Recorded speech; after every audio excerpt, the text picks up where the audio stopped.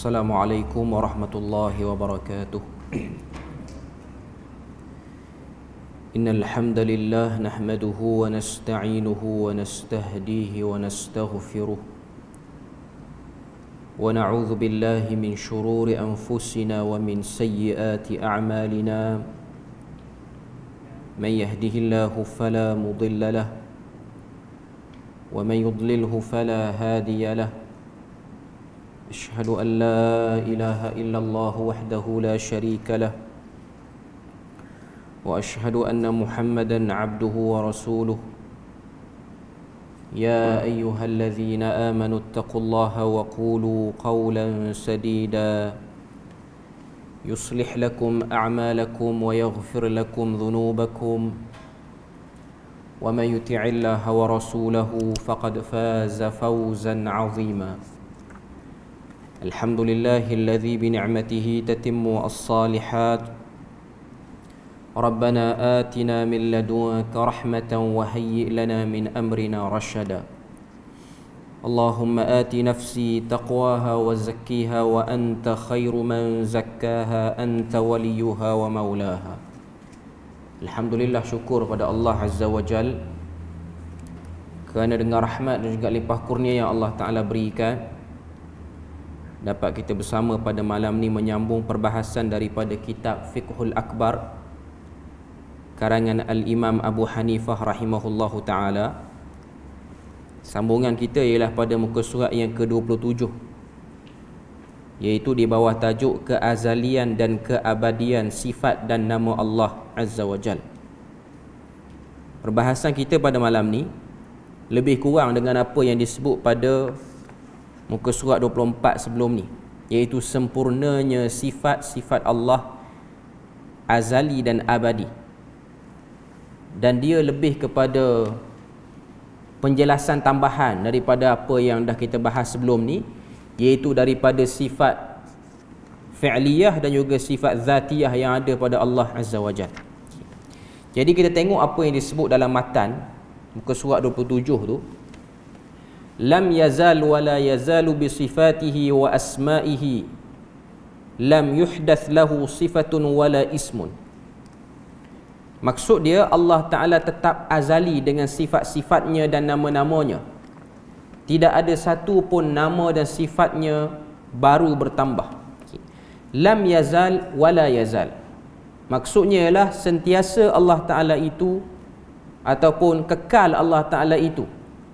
Lam yazal ni lebih sesuai nak tambah, nak terjemah dengan makna sentiasa, kekal. Dia tidak boleh ditimbulkan persoalan bila bermula. Saya selalu sebut benda ni bila mana kita bahas bab ni, bila mana kita bahas bab ketuhanan, antara soalan yang tak boleh ditimbulkan ialah bila bermula. Sebab Allah Azza wa Jalla itu tidak menyebut permulaan. Dia menyebut tentang kewujudan.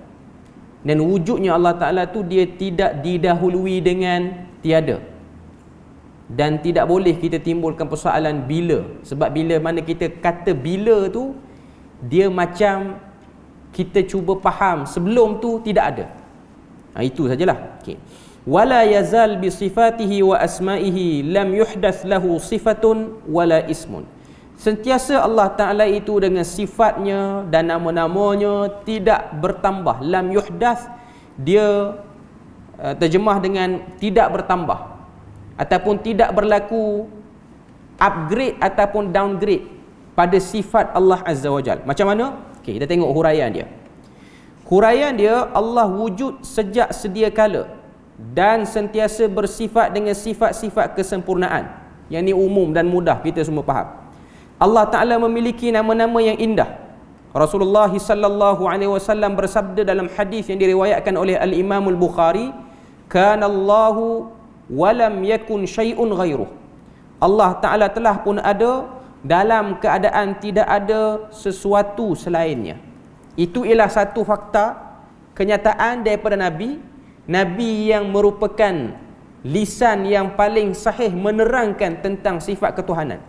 Wakil yang paling sah untuk terangkan siapa Allah Ta'ala tu, macam mana nak kenal diri dia, dan apa yang kita perlu bahas tentang diri Tuhan. Ini yang penting. Okay. Sebab bila mana masuk serangan falsafah dalam akidah orang Islam ni, soalan-soalan yang tak pernah timbul pada zaman Nabi dan para sahabat mulai timbul. Antaranya bilakah bermulanya ketuhanan? Macam mana Tuhan menyerlahkan sifat ketuhanan dia? Soalan-soalan tu tak wujud. Tidak pernah ada rungkaian-rungkaian daripada Nabi, sama ada Nabi Muhammad ataupun Nabi-Nabi terdahulu. Okay. Tapi manusia ni, kita tak boleh nak pastikan orang tu jangan fikir macam tu. Sebab setiap orang dia ada cara fikir berbeza-beza berdasarkan latar sekeliling dia. Sekeliling dia macam mana orang fikir, macam mana orang hidup. Maka itu akan mempengaruhi cara dia fikir hatta pada bab ketuhanan. Okay. Jadi Nabi sebut dalam hadis riwayat Bukhari, kanallahu walam yakun syai'un ghairuh. Maknanya apa saja lintasan yang datang yang kita cuba persoalkan tentang ketuhanan, itu bukan daripada perbahasan akidah Islam. Itu mudah dia. Sifat-sifat Allah bukanlah sesuatu yang baru ada setelah tiada, seperti mana sifat makhluk. Itu pun satu kenyataan yang penting. Sifat Allah itu bukan sesuatu yang baru dikenali selepas terciptanya makhluk. Maknanya kita perasan Tuhan tu ada sifat tu selepas ada makhluk baru tahu dia ada sifat tu. Tak. Sifat apa ni? Sifat zatiyah dan juga sifat fi'liyah yang dah bahas sebelum ni, iaitu Maha Pencipta, beri rezeki, memelihara. Kalaulah makhluk tak ada, kita tak bincang bab ni pun, Tuhan memang dah ada. Kalau dia tak nak buat makhluk pun, dia ada kemampuan untuk buat makhluk. Bukan dia tak buat kerana tak mampu, dan bukan dia buat tu dia nak tunjukkan dia ada, tak. Itu benda dan persoalan yang nak dihuraikan dalam kenyataan ni lah. Okay. Kemudian dia sebut lagi, bahkan sifat-sifat dan nama-nama Allah itu merupakan sifat azali dan abadi yang layak dengan kebesaran dan keagungannya. Bila mana sebut azali dan abadi, tidak ada permulaan, tidak dibahas permulaan.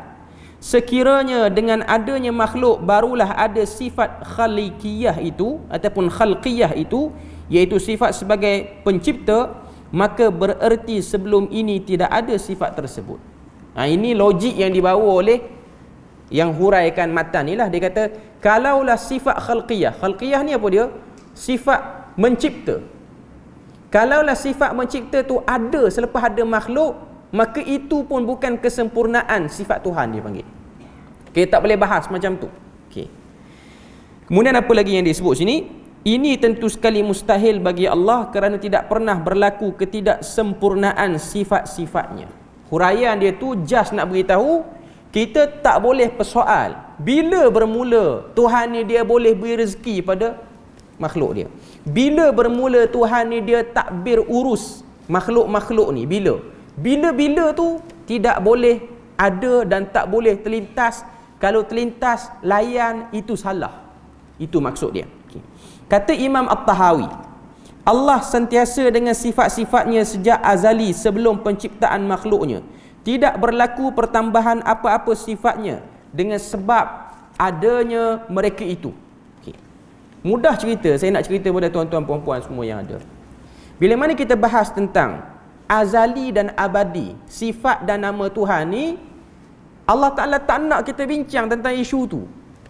Sepanjang umur-umur yang Tuhan bagi pada kita ni, daripada balik sampai sekarang, Tuhan tak suruh kita habiskan usia kita fikir yang tu. Itu je cerita dia. Tuhan suruh kita tengok kebesaran, tak suruh tengok bila dia start buat benda ni. Macam mana dia buat? Macam mana Tuhan buat dalam keadaan tidak ada contoh makhluk-makhluk lain ataupun contoh model, satu model, baru daripada model tu keluar idea nak buat macam ni, bentuk macam ni, wajah macam ni. Itu tak perlu ada. Dan ia bukan satu pemikiran yang bermanfaat bagi satu orang hamba yang nak mendekatkan diri pada Allah. Nama pun hamba. Hamba tak layak fikir lebih-lebih tentang Tuhan dia. Yang penting hamba tu dapat apa hak sebagai dia, hak dia sebagai hamba. Itu saja. Okay. Muka surat 28 sambungan dia. Sebagaimana sifat-sifatnya tetap demikian sejak azali, maka begitu juga akan tetap demikian tiada berkesudahan. Walaupun makhluk baru tercipta, namun ia tidak bermakna sifat mencipta Allah pada Allah hanya ada pada waktu adanya makhluk. Ini kerana makhluk itu adalah muta'allaq bagi sifat mencipta, yakni kesan dan sesuatu yang ada perkaitan dengannya. Okay. Dia terang panjang-panjang tu, nak sebut yang tu je lah. Nak sebut bahasa mudahnya ialah Allah Azza wa Jalla, bila mana dia nak tunjukkan sifat dia, dia tak perlu kena buktikan yang dia ada sifat tu depan makhluk dia. Tak perlu.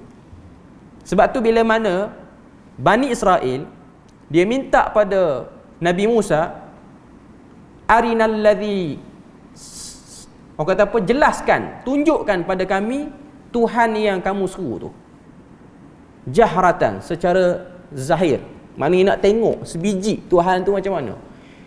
Kalau kata ada muka, andai kata ada muka, nak tengok macam mana Tuhan tu, zat dia. Tuhan tak layan permintaan ni sebab ia bukan benda penting, dia tidak menambah apa-apa pun, dan dia bukan sekarang perbahasan dia. Perbahasan dia di akhirat nanti. Perbahasan dia di akhirat. Sebab tu Nabi sebut antara nikmat terbesar bagi penghuni syurga ialah memandang Allah Azza wa Jalla. Itu nikmat paling besar. Sebab apa? Sebab benda tu akan datang dalam hidup kita ni. Selama mana kita solat, selama mana kita ibadah, dia akan datang. Kita tak boleh tipu diri kita, tak pernah datang langsung nak tahu macam mana hal keadaan Tuhan yang kita sembah ni. Kalau kata dia beristiwa di atas arash, apa dia? Macam mana benda tu? Kita tahulah yang ada khilaf, ada yang takwil, ada tak nak takwil. Kita nak tengok macam mana. Bila mana Tuhan kata dia memasukkan kaki dalam neraka, macam mana benda tu? Kita nak faham, walaupun kita tahu kita tak mampu nak faham. Sekarang bukan tempat dia untuk faham. Di akhirat nanti baru faham. Tu pun kalau kita tengok golongan-golongan yang pro pada takwil ataupun golongan-golongan yang mendahulukan akal, mereka bila mana dengar nas-nas seperti ini, bila mana Nabi kata nikmat yang paling besar bagi ahli syurga ialah melihat Tuhannya, mereka masih lagi bahas tengok Tuhan tu maknanya ada arah lah kot. Sebab kita nak tengok satu benda, macam tuan-tuan tengok saya di hadapan tuan-tuan, dan saya mendepani tuan-tuan. Okay. Maknanya adakah tengok Tuhan macam tengok satu benda atas tempat tinggi? Benda tu pun Tuhan tak nak bahas sekarang. Di dunia bukan tempat dia, di akhirat nanti. Jadi antara bab beriman dengan benda gaib ni, selain pada beriman dengan hantu yang duduk dalam kelompok jin tu, syaitan apa semua tu lah. Okay. Kita Melayu panggil hantu lah. Antara benda yang kita kena beriman dalam bab benda gaib ni ialah komponen-komponen yang ada pada Tuhan yang tak boleh dibahas dengan akal, dan kita kena sabar, tahan perasaan kita nak tahu benda tu. Itu bab beriman dengan benda gaib juga. Sebab orang-orang yang tak sabar, dia akan bahas. Last sekali yang akan rosak ialah cara fikir dia. Sebab Allah Ta'ala dah beritahu bukan itu yang kamu kena fikir. Kamu kena fikir nikmat-nikmat yang kamu terima tu. Bukan kamu fikir siapa beri nikmat, macam mana dia beri nikmat, macam mana dia jaga maintenance nikmat tu. Itu bukan perkara yang perlu diberi perhatian. Tapi kamu kena fikir, kamu dah ambil nikmat aku punya banyak mana kamu persembahkan apa yang aku reda kepada diriku. Itu sepatutnya. Okay. Kita terus kepada keazalian sifat-sifat Allah, muka surat 28. Keazalian sifat-sifat Allah. Lam yazal aliman bi'ilmihi, wal ilmu sifatun fil azal wa qadiran bi qudratihi, wal qudratu sifatun fil azal wa mutakalliman bi kalamihi, wal kalamu sifatun fil azal wa khaliqan bi takhliqihi, wat takhliqu sifatun fil azal wa fa'ilan bi fi'lihi, wal fi'lu sifatun fil azal wal fa'ilu huwa Allah ta'ala, wal fi'lu sifatun fil azal wal maf'ulu makhluqun wa fa'ala Allah ta'ala ghaira makhluq. Apa maksud dia? Bawah tu dia sebut dia sentiasa dan tetap dengan sifat mengetahui. Lam yazal aliman, maknanya dia sentiasa mengetahui, bi'ilmihi, dengan ilmunya, wal ilmu sifatun fil azal, dan ilmu yang ada pada Allah itu ialah sifatnya azali, tidak disoal. Bila Tuhan tahu tentang makhluk? Tidak. Macam kita tahu bila tentang satu-satu ilmu ni, bila mana kita belajar. Beza ilmu kita dengan ilmu Allah. Ilmu kita ni dengan kasbi. Kasbi ni maksud dia apa? Usaha. Dalam hadis Nabi sebut innamal ilma bitta'allum wal hilmu bittahallum. Sesungguhnya ilmu itu dengan belajar, santun itu dengan tengok orang buat santun tu macam mana, orang tunjukkan benda-benda baik tu macam mana. Okey. Itu ilmu bagi makhluk. Ilmu bagi Allah, dia tidak dibahas dengan cara tu. Macam mana Tuhan tahu di atas, di bawah, di tempat tersembunyi, di tempat yang zahir ramai orang, cuma kita tahu dia mengetahui. Okey. Kemudian dia sebut situ wa qadiran bi qudratihi wal qudratu sifatun fil azal. Okey. Dan Allah Taala itu maha berkuasa dengan kudratnya, dan kudrat itu sifat pada azali. Kudrat ni maknanya dia mampu nak buat. Wa mutakalliman bi kalamihi wal kalamu sifatun fil azal. Allah Taala itu berkata-kata dengan kalamnya, dan sifat kalam itu ialah azali. Allah Taala berkata-kata, macam mana dia berkata pada malaikat, macam mana dia berkata-kata pada nabi-nabi, begitulah sifat dia berkata-kata. Adakah sama dengan makhluk berkata-kata? Jauh sekali benda tu Allah Taala sama dengan makhluk. Kemudian wa khaliqan bi takhliqihi. Dia adalah pencipta dengan sifatnya yang maha mencipta. Wa takhliqu sifatun fil azal. Dan mencipta itu ialah sifat azali. Wa fa'ilan bi fi'lihi. Allah Taala itu akan buat satu benda. Wal fi'lu sifatun fil azal. Dan boleh buat itu ialah satu sifat yang azali. Wal fa'ilu huwa Allah. Sifat perbuatan itu sabit kepada Allah Azza wa Jal. Maksudnya Allah Ta'ala lah yang membuat semua sekali. Wal maf'ulu makhluqun wal fi'lu wa fi'lu Allah Ta'ala ghairu makhluk. Sifat perbuatan, pembuat dengan sifat perbuatannya, sifat perbuatan sabit pada azali. Yang dibuat itu makhluk, dan perbuatan Allah itu tidak makhluk. Okey. Saya selalu sebut, sebab apa dia kena sebut perkataan yang sama berulang kali. Fil azal tu sampai banyak kali. Okey. Macam saya kata, cara orang dulu bercakap dengan cara orang sekarang bercakap tak sama. Bahasa Arab yang dipertuturkan pada zaman Abu Hanifah dengan bahasa Arab yang dipertuturkan oleh orang Arab zaman sekarang tak sama. Kita orang Melayu zaman sekarang bercakap tak sama dengan orang Melayu zaman dulu.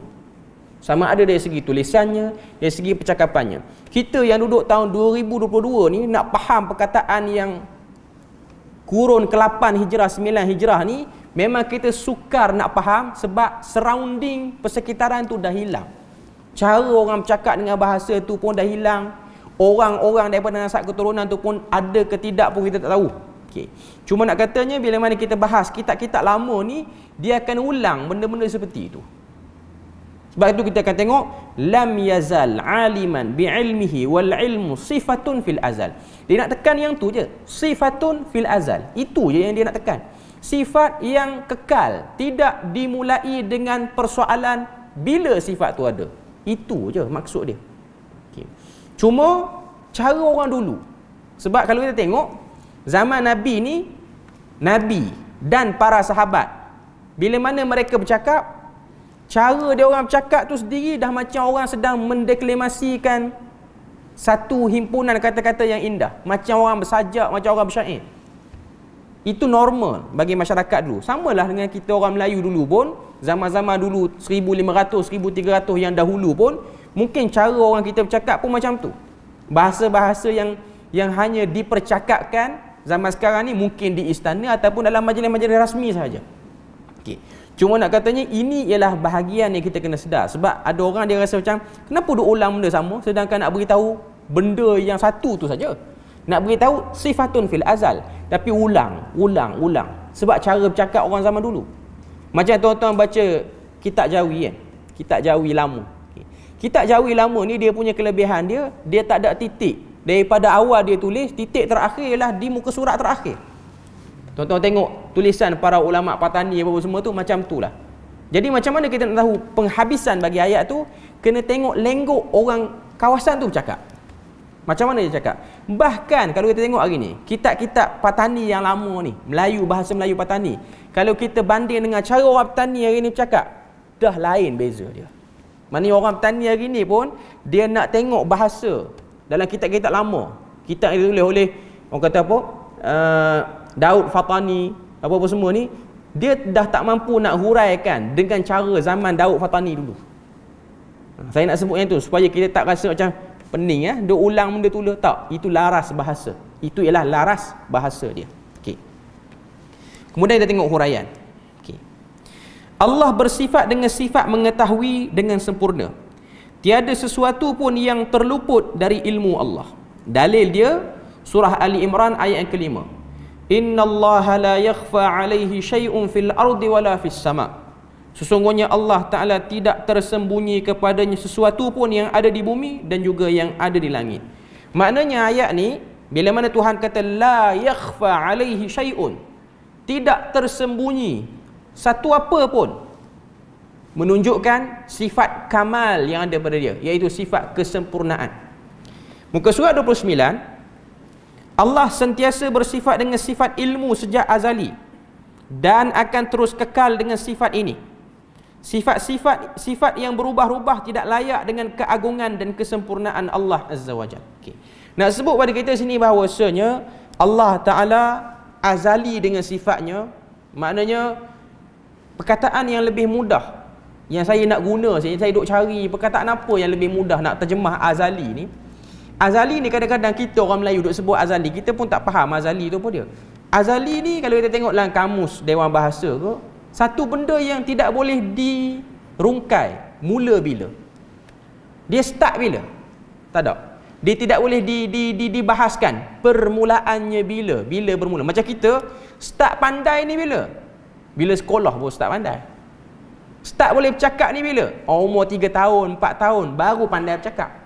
Kita ada bila? Bagi Tuhan dia tidak ada bila. Mata, dalam bahasa Arab tu mata maksudnya tidak boleh diletakkan padanya bilakah berlaku benda tu. Itu maksud azali. Okay.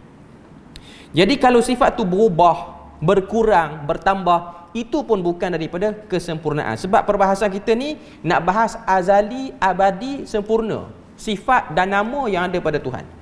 Dalil kepada perkara ini ialah surah An-Nisa ayat 111, wa kana Allahu aliman hakima, dan Allah Ta'ala maha mengetahui dan maha bijaksana. Aliman hakima, maha mengetahui, hakima, maha bijaksana. Orang belajar bahasa Arab dia akan tahu isim kana dengan orang kata apa yang berlaku selepas isim kana tu, apa function dia. Isim kana tu Allah, yang lepas pada tu aliman hakima. Isim kana marfu', yang lepas pada tu mansub. Orang belajar bahasa Arab dia akan nampak. Dia bila mana kita timbang benda ni, kita akan nampak kenapa Tuhan menyusun ayat Quran tu dengan baris depan, baris belakang. Itu pun ada sebab dia. Okay. Cuma kalau orang belajar bahasa Arab, dia akan lebih mantap lagi. Dia akan nampak. Okay. Kenapa diletakkan aliman hakim? Kenapa disebut dengan mansub di situ? Kenapa kena ada kana di hadapan Allah Ta'ala? Okay. Nak tunjuk pada kita, ini ialah muntaha. Maknanya sifat yang atas sekali dah. Tidak ada dah yang lebih pada tu. Bila mana dia sebut alim, tidak ada yang lebih alim lagi daripada dia. Bila mana dia sebut dia hakim, tidak ada yang lebih hakim daripada dia. Okay. Seterusnya, ayat yang seterusnya, dalil seterusnya, wa kana Allahu ghaniyan hamida, dan Allah maha kaya lagi maha terpuji. Pun sama macam ayat atas tu. Wa kana Allahu sami'an basira, dan Allah Ta'ala maha mendengar lagi maha melihat. Wajah istidlal dengan ayat-ayat di atas ialah lafaz kana, menunjukkan kepada istimrar. Istimrar maksudnya berterusan. Orang belajar bahasa Arab dia okey lah yang ni, dia akan nampak. Okay. Sebab kana wa akhawatuha ni, kalau orang belajar bahasa Arab nahu, dia akan tahu setiap kana tu dia ada function dia yang tersendiri. Maknanya maksud daripada gaya tulisan itu. Maksud daripada gaya. Dia kata kana itu fungsi dia istimrar. Istimrar ni maksud dia apa? Berterusan. Maknanya sejak dari dahulu, bukan baru ada, dan tidak ditimbulkan bila bermulanya benda tu. Okay. Kemudian dalil seterusnya surah Asy-Syura ayat yang ke-11, wa huwas samiul basir, dan dia maha mendengar lagi maha melihat. Wallahu ala kulli syai'in qadir, Allah maha berkuasa atas segala sesuatu. Ayat-ayat di atas menjelaskan bahawa sifat-sifat Allah berterusan, kekal, kerana ayat dalam bentuk jumlah ismiyah, iaitu wa huwas samiul basir, wallahu ala kulli syai'in qadir. Ini ialah jumlah ismiyah, bukan jumlah fi'liyah. Orang belajar bahasa Arab, dan ia menunjukkan kepada berterusan dan tidak berubah-ubah. Okay. Sebab tu kalau kita tengok ayat-ayat Al-Quran pada peringkat awal penurunan, dan dia turun pada generasi awal. Para sahabat, orang-orang Arab Badui yang belum tercemar bahasanya, ayat Al-Quran ni sudah mampu untuk menjadikan mereka rasa hebat. Sebab tu dalam perbahasan ilmu Quran ni dia panggil i'jazul Quran. Quran ni dia mu'jiz. Mu'jiz ni maksudnya apa? Dia melemahkan orang yang pandai bahasa di kalangan masyarakat tu. Kita orang Melayu, kita baca ayat ni, kita boleh sebut dengan tone yang tepat macam Arab sebut, tapi rasa dia tak sama macam orang yang memang hidup dengan bahasa tu. Dia tak akan sama. Macam kita sekarang ni, orang Melayu, tak semua orang Melayu pandai sastra Melayu. Orang yang terlibat dengan sastra, waktu dia dengar lirik-lirik lagu yang tidak mementingkan susunan peribahasa ataupun apa-apa saja, dia rasa sakit telinga sebab dia orang bahasa. Kita tak apa lah, asal sedap bunyi je.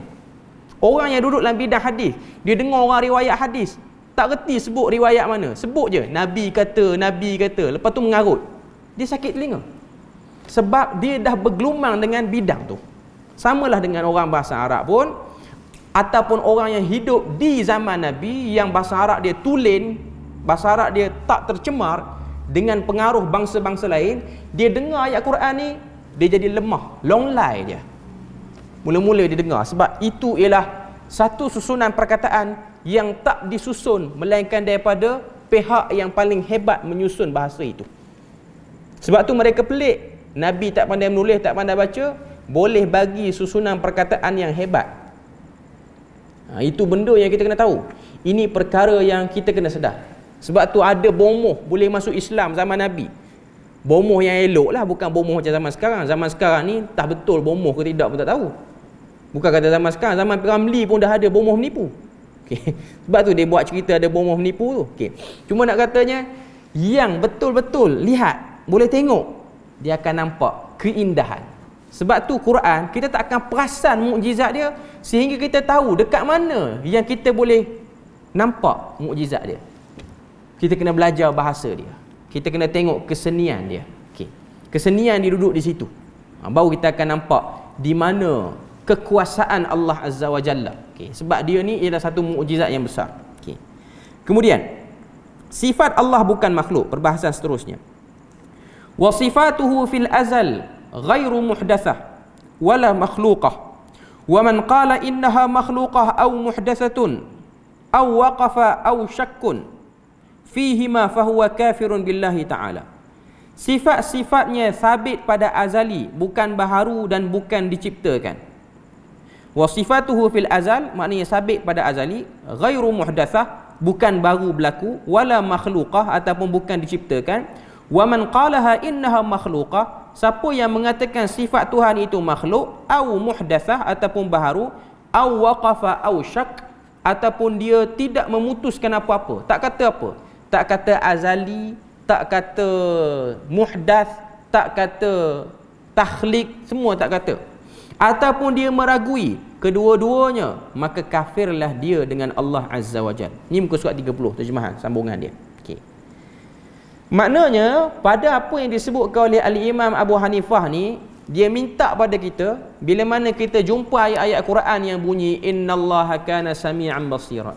Sesungguhnya Allah Taala itu Maha mendengar dan juga Maha melihat. Wa kana Allahu sami'an basira wa huwas sami'ul basir wallahu ala kulli syai'in qadir. Waktu sampai ayat-ayat tu, dia minta pada kita ni yang dah tahu kaedah ni, kita kena jadikan sifat tu sebagai sifat yang kekal pada Allah Taala, sifat tu azali pada Allah Taala, sifat tu tak berkurang, tak bertambah.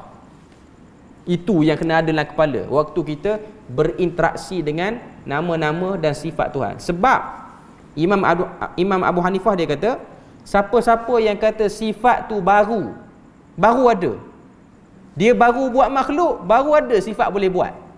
Sebelum ada makhluk, dia tak ada sifat boleh buat tu. Yang tu tak betul.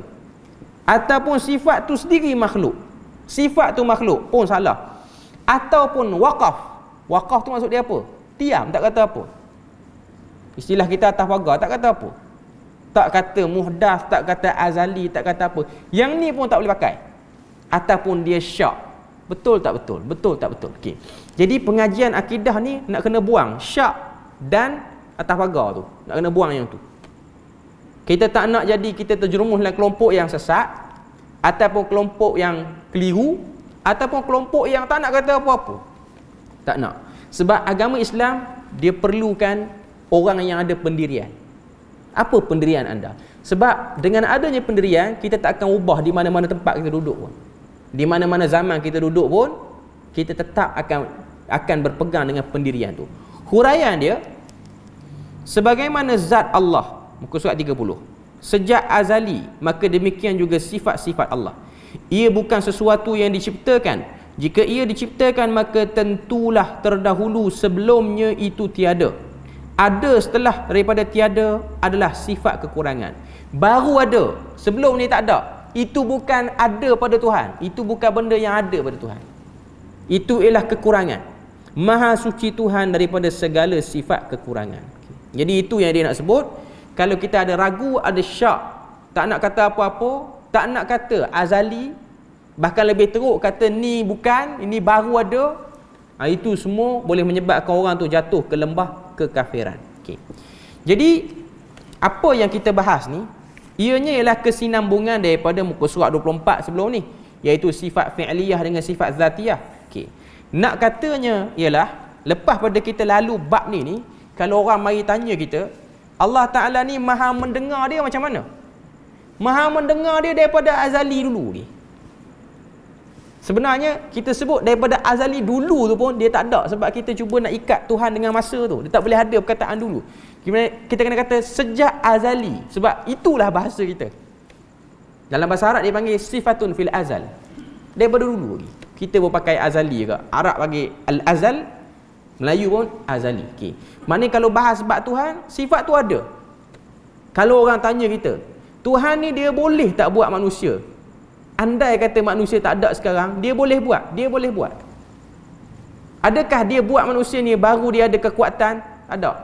Sebelum dia buat pun dia ada kekuatan nak buat pun. Tapi yang nama Tuhan, ikut suka hati dia, dia nak buat bila-bila. Itu je sebab saya kena terang macam ni sebab apa? Sebab huraian susunan kata-kata oleh Imam Abu Hanifah ni menunjukkan kuatnya serangan falsafah pada zaman tu. Padahal Imam Abu Hanifah ni dia bukan jauh pun dengan para sahabat, dekat lagi dengan tabi'in tu pun semua. Tapi nak kata kuatnya cara pemikiran. Sebab apa? Sebab Islam baru masuk ke kawasan tamadun yang hebat.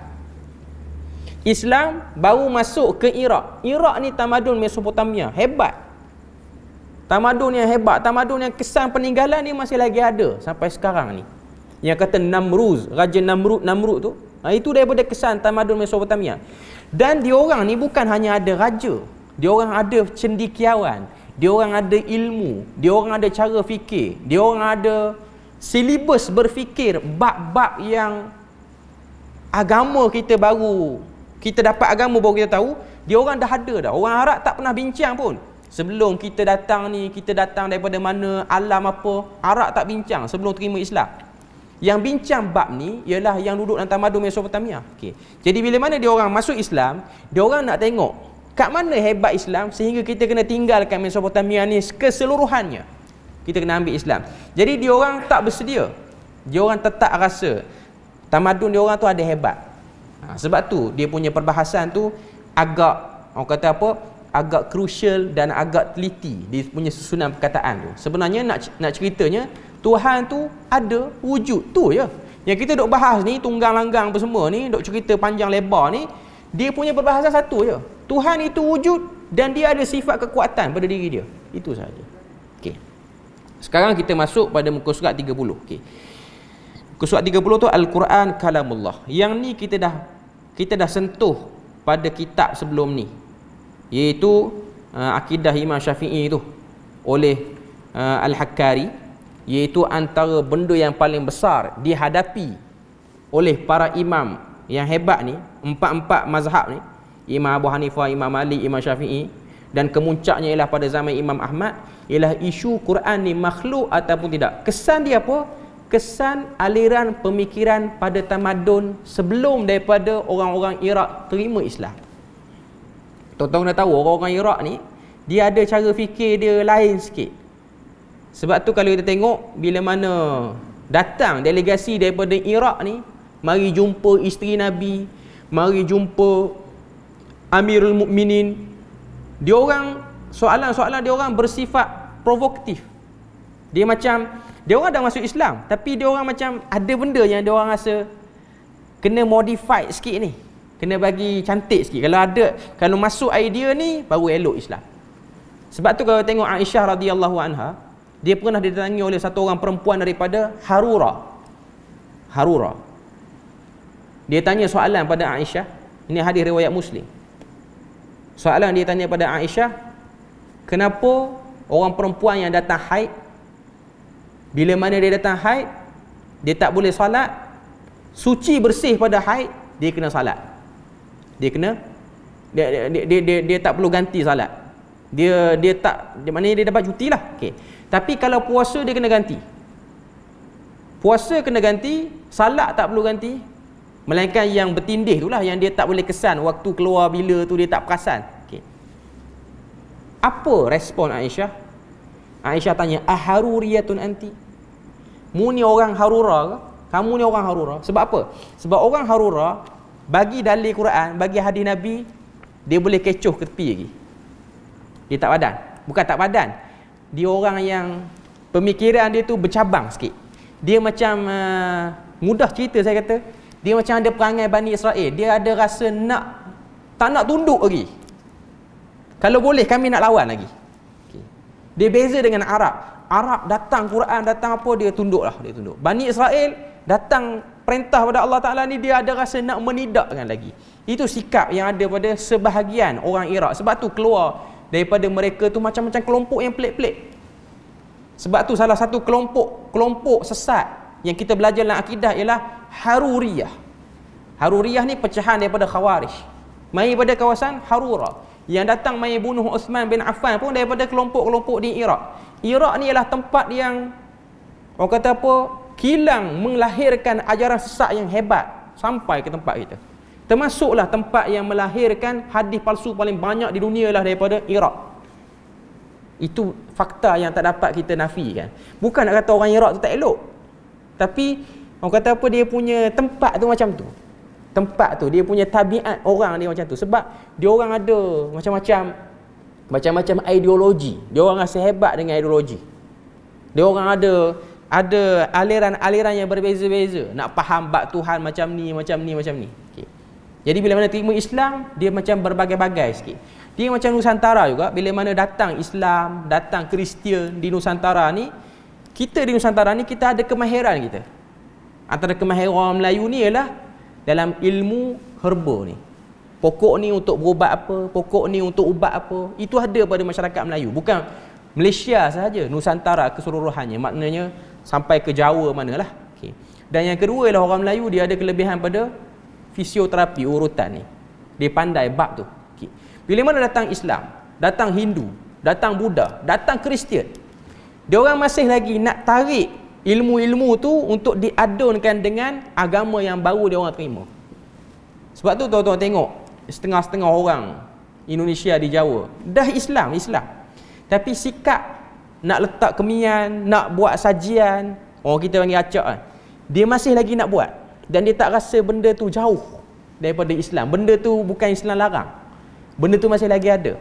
Sebab tu kita akan tengok dia orang masjid, dia dah pergi masjid, dia dah buat umrah, dah buat haji 3-4 kali, tapi keterlibatan dengan benda-benda mistik ni, dengan benda-benda khurafat, dengan adat-adat yang pelik-pelik, dia orang tak boleh tinggal lagi. Sebab dia orang rasa benda tu tak perlu buang semua sekali, masih lagi ada relevan untuk diamalkan. Begitulah keadaan orang Iraq pun. Dia masuk Islam, okay, tapi dia ada rasa. Sebab tu tuan-tuan tengok Iraq sampai ke sekarang masih lagi ada pertelagahan berbagai ideologi. Cuma kita ni, kita kurang didedahkan dengan benda-benda seperti itulah. Okay.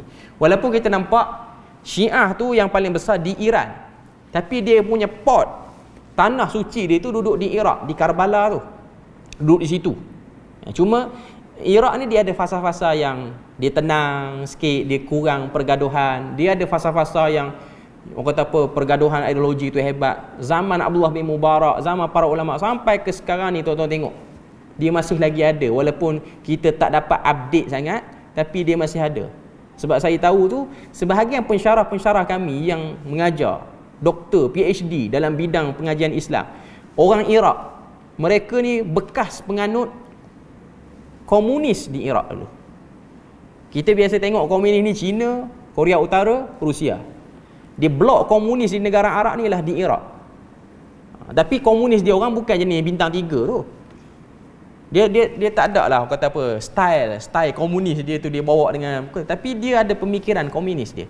Tapi dia orang ada yang dah tinggalkan, ada yang masih duduk situ. Dia ada Al-Ba'thi macam-macam lah. Cuma saya nak katanya Imam Abu Hanifah ni dia duduk di negara tu, dia duduk di wilayah tu. Okay. Wilayah yang bergolak sampai ke hari ini. Wilayah yang bergolak sampai ke hari ini. Okay. Jadi ini isu Quran kalamullah. Okay, kita tengok matan. Wal Quranu kalamullah ta'ala fil masahifi maktubun wa fil qulubi mahfudun wa 'alal alsina maqru'un wa 'alan nabiy sallallahu alaihi wasallam munazzalun wa lafadhuna bil Qur'ani makhluq wa kitabatuna lahu makhluqatun wa qira'atuna lahu makhluqatun wal Qur'anu ghairu makhluq. Okey. Kata-kata Abu Hanifah ni dia macam kalau geng-geng yang mazhab Hambali dia tak suka. Okay, kita tengok terjemahan dia. Al-Quran adalah kalamullah, ditulis dalam lembaran, dihafaz dalam hati-hati, dibaca dengan lidah-lidah, diturunkan kepada Nabi Muhammad. Lafaz kita, bunyi kita baca Quran yang menyebut Al-Quran adalah makhluk. Tulisan kita akan Al-Quran adalah makhluk. Bacaan kita akan Al-Quran adalah makhluk, tetapi Al-Quran bukan makhluk. Ini ialah pendirian Imam Abu Hanifah. Benda ni, kenyataan ni, kalau kita tengok pada zaman Imam Ahmad bin Hanbal, kenyataan macam ni sudah cukup untuk melabel pada Imam Abu Hanifah ni sebagai ahli bid'ah. Sebab orang kata apa, ahli bid'ah pada zaman Imam Abu Hanifah dan zaman ahli hadis ni, bila mana orang Islam ni dia ada satu klan nama dia ahli hadis ni, kelompok ahli hadis ni, mereka bersifat tidak akan tokok tambah apa pun terhadap apa yang Nabi sebut. Termasuklah memberi huraian, walaupun huraian tu betul. Benda yang sama disebut oleh Imam Bukhari, tapi Imam Bukhari pun jadi mangsa terhadap dia sebut macam ni. Okay, nanti kita akan terang pada kuliah akan datang. Kuliah ni tak sempat, ni sekadar mukaddimah je. Okay, kita tengok huraian. Al-Quran adalah kalamullah, datang daripadanya tanpa kaifiat diketahui, diturunkan kepada Rasulullah sebagai wahyu, didengari oleh Jibril. Okay, tengok, didengari oleh Jibril dari Allah, kemudian Rasulullah mendengarnya dari Jibril. Okay. Huraian ni huraian yang diambil dalam kitab Mulla Ali Al-Qari, seorang ulama pada India. Memang kita tahu benua India ni lah benua yang memang dekat dia dengan mazhab Abu Hanifah ni. Mereka ambil fiqh dan mereka pun ambil akidah daripada Abu Hanifah ni. Okay. Isu dia tuan-tuan, Quran kalamullah. Zaman kita ni dia tak ada isu dah. Quran ni kalamullah ke makhluk. Allah Ta'ala angkat dah benda tu, tak berlaku dah. Walaupun ada orang dia masih lagi tak sedar, dia beriman dengan cara Quran tu makhluk, mungkin ada lah. Okay. Cuma nak katanya zaman kita ni isu ni dia tak panah dah macam zaman dulu. Okay. Zaman dulu, zaman Abu Hanifah bermula, kemuncaknya pada zaman Imam Ahmad bin Hanbal, isunya ada dua kelompok. Satu kelompok dia nak kata Quran tu makhluk, satu kelompok lagi nak kata Quran bukan makhluk. Yang kata Quran bukan makhluk ni ialah daripada kalangan ahli hadis, majoritinya ahli hadis. Macam Imam Asy-Syafi'i pun sebut benda yang sama, macam Imam Ahmad bin Hanbal pun sebut benda yang sama, Imam Malik pun sebut benda yang sama. Cuma Abu Hanifah ni dia lain sikit sebab dia jauh daripada tiga-tiga orang ni. Dia berada pada tempat lain dan zaman dia tu lain sikit. Okay. Jadi kelompok yang kata Quran ni makhluk, bila mana orang tanya pada dia, Quran ni makhluk atau tidak? Quran yang nak kata, kelompok yang nak kata Quran tu bukan makhluk, bila mana orang tanya pada dia Quran ni makhluk atau tidak, dia orang akan jawab Quran bukan makhluk. Kalau orang tanya bunyi kita baca Quran ni makhluk tak, dia orang tak akan jawab, dia orang akan stop situ je. Itu pegangan ahli hadis. Dia kata yang disebut banyak tu, yang dijawab, jawapan yang kamu perlu banyak tu, kamu tak perlu tanya. Kita tulis Quran, tangan kita yang tulis alif, alhamdulillah ni, tangan ni waktu tulis tu dakwat tu dia makhluk tak? Ahli hadis dia tak nak bincang itu. Cukup kamu tahu Quran bukan makhluk. Okay. Tapi bagi kelompok yang nak kata Quran makhluk, iaitu daripada Mu'tazilah, ini pelopor dia, dan kelompok-kelompok lain, mereka terfikir satu benda yang tak perlu fikir pun, tapi datang idea nak fikir. Okay. Dia orang fikir, dia orang terfikir. Apa yang dia orang fikir? Dia orang fikir terhadap Quran ni, waktu Allah Ta'ala sampaikan Quran pada Jibril, waktu tu bahasa apa yang Allah Ta'ala guna dengan Jibril? Dia pergi fikir sampai situ. Okay. Sebab dia kata waktu Jibril sampai pada Nabi, kita tahulah bahasa tu bahasa Quran. Okay. Tidak ada petunjuk dalam Quran menunjukkan Allah Ta'ala dengan Jibril ni cakap bahasa Arab. Tu logik dia orang. Dia orang kata Allah Ta'ala dengan Jibril ni dia tak bercakap bahasa Arab. Tiba-tiba Quran tu turun pada Nabi Muhammad bahasa Arab. Okay. Quran yang Nabi Muhammad terima tu adakah kalamullah ataupun takbir Jibril? Itu isu dia. Okay. Jadi dia orang duk kata yang kita duk baca ni, yang kita duk baca apa semua ni, yang dah dicetak ni, ini takbir Jibril. Ini bukan by word of God, tu bukan. Itu ialah takbir Jibril. Isu ni kitab-kitab akidah yang tebal-tebal bahas lah. Okay. Kita yang ujung-ujung ni dalam kuliah maghrib ni kita tak perlulah nak fokus sangat kan. Cuma saya nak cerita daripada awal dia nak bertelagah tu di mana. Ahli hadis kata tak perlu fikir macam tu. Tak perlu kita tanyalah. Tuhan tu dia bercakap dengan Jibril bahasa Arab, bahasa apa, tak perlu. Selagi Tuhan tak beritahu, tak perlu. Tapi yang rajin fikir ni, yang kata ahli fikir ni, dia nak fikir yang tu. Kan ada orang dia suka fikir. Dia tak ada kerja, mungkin gaji dia dibayar untuk berfikir je.